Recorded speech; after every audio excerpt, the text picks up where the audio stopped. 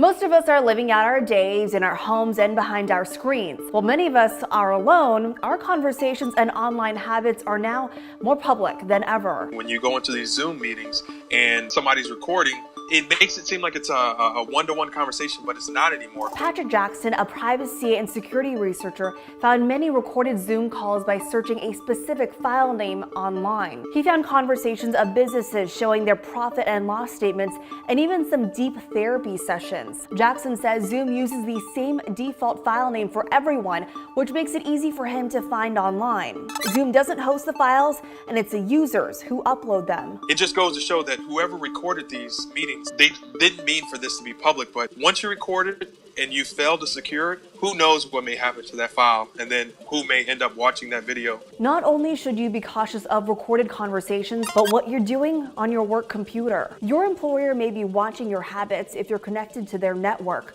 And if your work requires you to browse websites, make sure you're going to encrypted ones. Always ensure that you're going to an encrypted version of the website. And the easiest way for you to tell is as like a green padlock when you're visiting different websites. And if you don't see that, then maybe you want to think twice about what you're putting in those. Patrick also suggests for people to get rid of apps you don't use or do your research before you download another one. Many companies are using outside companies to track our location and gather information on our online habits and even our personal information.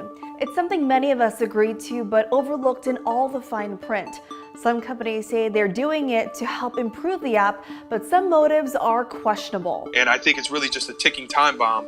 And so that's why users really have to take control now, because you don't want to wait, 6 months or a year or even a few years to figure out like, oh, that's what they were doing with my data.